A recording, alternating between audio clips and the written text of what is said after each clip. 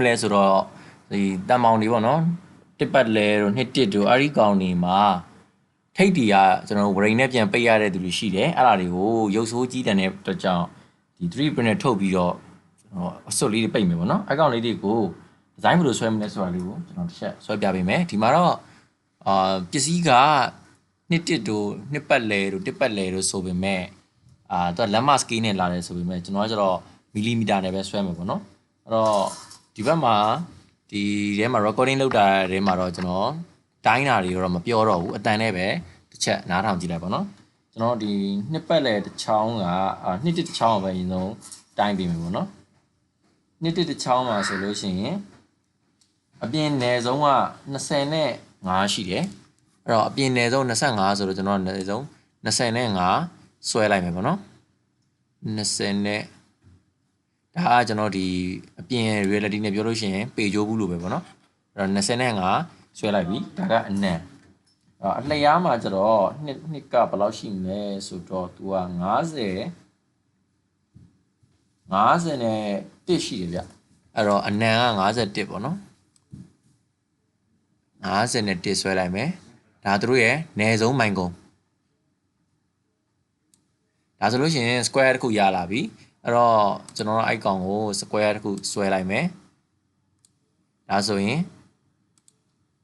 square တစ်ခုရပြီပေါ့နော် square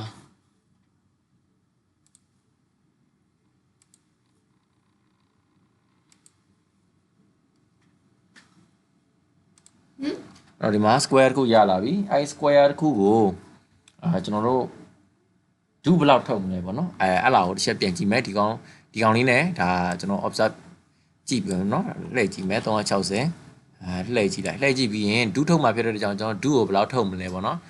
ကျွန်တော်ကတော့ဒူးကို4 mili လောက်ပဲထုတ်ရင်ကောင်းမယ်နဲ့ဒူး3လောက်ပဲထုတ်လိုက်မယ်3 mili ပေါ့နော်3 mili ကျွန်တော်ဒူးကိုတိုင်းပြီးဒီမှာမှားတိုင်းတယ်ကျွန်တော်အပြာအောင်လိုင်းအောင်တိုင်းရမှာ z axis ဆိုတော့အပြာမှာ3ဟုတ်ပြီအဲ့မှာရပြီဆိုလို့ရှိရင်ခါတဲ့ဒီမှာကျွန်တော်အမြင့်ထုတ်မယ်ဒီ tools လေးနဲ့ခါတဲ့ထုတ်လိုက်မယ်ဒီအပိုင်လေးကိုရောက်ပြီဆိုရင်ရပြီဆိုကျွန်တော်တို့ကကင်မရာတွေက standard view အဲ့ဒီကနေပြီးတော့ top ကိုပြန်သွားမယ်ဘာလို့လဲဆိုတော့နောက်ထပ်အဆင့်ကြီးကျွန်တော်ထပ်ပြီးဆွဲမှာဖြစ်တယ်အဲ့တော့ outer ကိုဆွဲပြီးဆိုရင် inner ကိုပြန်ပြီးတော့တိုင်းမယ် inner မှာဆိုရင်အလျားအနေနဲ့ကဘယ်လောက်ရှိမလဲဆိုတော့48စွန်းလောက်တော့ရှိတယ်49လည်းမဟုတ်48ပေါ့နော်ဒါအချောင်ဆိုရင်48ပေါ့အချောင်ဆိုရင်စွဲုံလေးဆိုလို့ရှိရင်48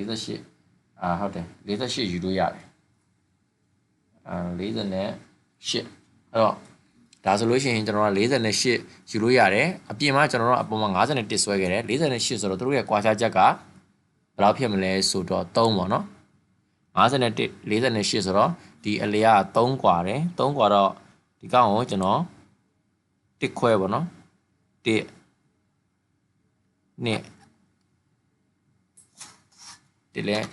1နဲ့2ဂျားတဲ့ကိုသွားမှာ control တစ်ချက်နှိပ်လိုက်မယ်2လောက်ဆင်းအောင်လို့ဖြစ်နေ1 mili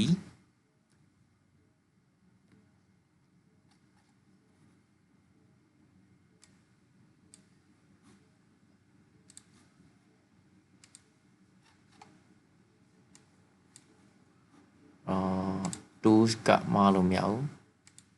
ဒီကောင်လေးကို moving လေးနဲ့ half ပြန်ဆင်းမယ် half ကဆင်းလို့မရဘူးဖြစ်နေ half ဆင်းလို့မရရင်တို့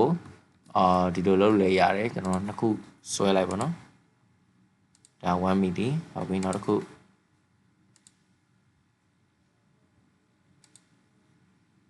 အဲ့ line ပေါ်မှာ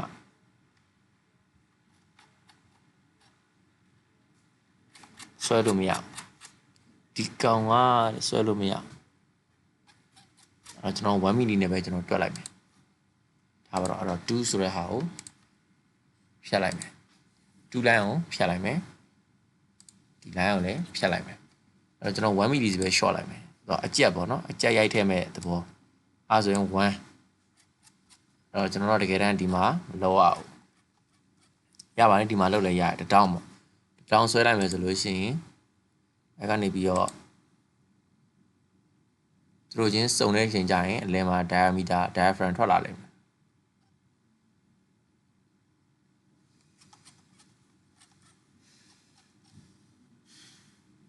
ဒီနေရာရအဲ့တော့ဒါက inner shape ဖြစ်သွားပြီ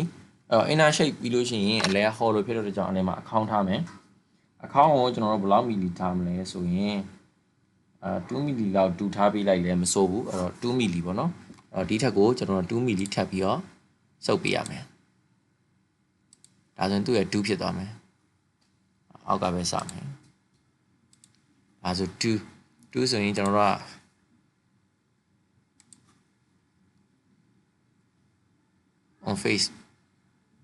on face ဖြစ်သွားပြီဒါဆိုရင်သူက fixed size ပေါ့နော် fixed size ဆိုလို့ရှိရင်ကျွန်တော်ဒီမှာဒီကောင်နဲ့ tools နဲ့တစ်ချက်ကြည့်ကြည့်မယ်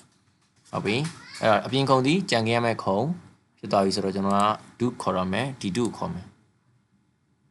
ဒီလိုခေါ်လိုက်မယ်နေအောင်ကျွန်တော်တို့ကတဲ့ဘယ်လောက် do သွားမလဲဆိုတာ z ပေါ်တိုင်းပြရအောင်မယ်ဒီကနေပြီးတော့ဒီမှာဆိုရင်73နဲ့14တဲ့15ဆိုရင်တဲ့10လောက်ဆိုရင်မစိုးပါဘူး10လောက်ပဲထားလိုက်မယ်သူကစွတ်အောင်လေးပဲဆိုတော့10ပေါ့နော်အဲ့10ထားလိုက်မယ်ထားပြီးရင်ဒီကောင်10နဲ့တန်းတန်းကိုရလိုက်မယ်ရောက်ပြီလားမရောက်သေးဘူး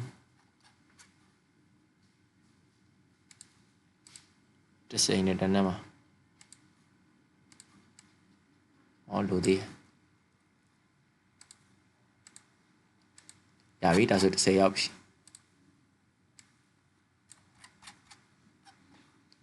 ဒါဆိုရင်ဒါနှစ်တစ်ခုကိုစွတ်မဲ့စွတ်ကလေးဖြစ်သွားမှာပေါ့နော်အဲ့လာကိုကျွန်တော်တို့ကဘယ်လိုလုပ်မလဲဆိုတော့ found လေးတွေထည့်မယ်ပေါ့နော်ဒီ down လေးတွေကို found လေးတွေထည့်မယ်ဆိုလို့ရှိရင်ဒီကောင်တော့ found မလို့တော့ found ကဒီမှာပြန်ထည့်မယ်နောက်ပြန်မှာပြန်ထည့်မယ်ဒီတောက်မှာ found လေးထည့်မယ်ဆိုလို့ရှိရင်ဒီကနေပြီးတော့ကျွန်တော်1 milli found ပေါ့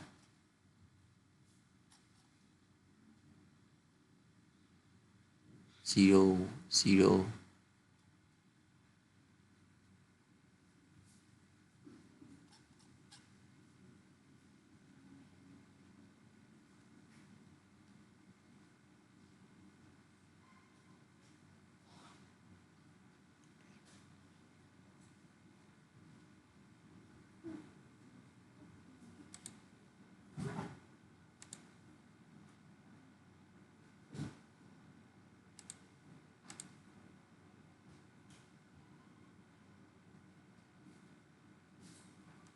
ဒီကောင် scale ရသေးပြီ1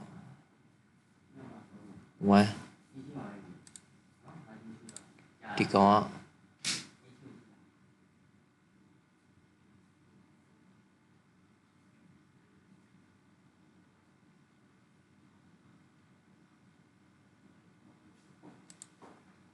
ကအဲ့ဒီနှစ်ခုကြားမှာကျွန်တော်စောက်ဝိုင်းတစ်ခုစကဲဆွဲလိုက်မယ်